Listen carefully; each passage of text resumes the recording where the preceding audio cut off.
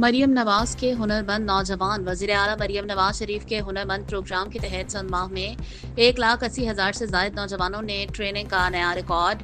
75,000 से जायद हुनरमंद नौजवान बरसरे रोजगार। 15,000 नेशनल इदारों में रोजगार हासिल करने में कामयाब। टैप्टा इदारों से ट्रेनिंग हासिल करने वाले 27,500 से जायद नौजवान बरसरे रोजगार हो गए।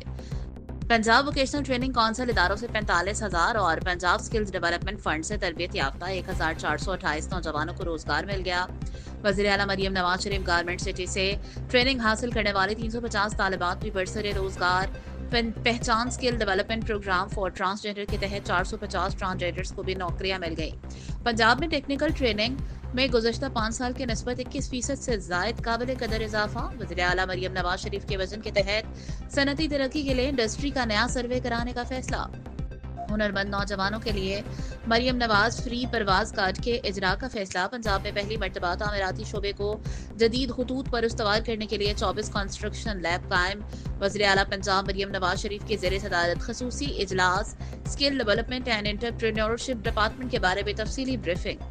कंस्ट्रक्शन लैब प्रोजेक्ट के तहत 830 नौजवानों की ट्रेनिंग मुकम्मल। 1 अप्रैल 2026 तक 2100 से ज्यादा देही खवातीन की IT ट्रेनिंग का हदफ मुकर्रर। ब्रीफिंग।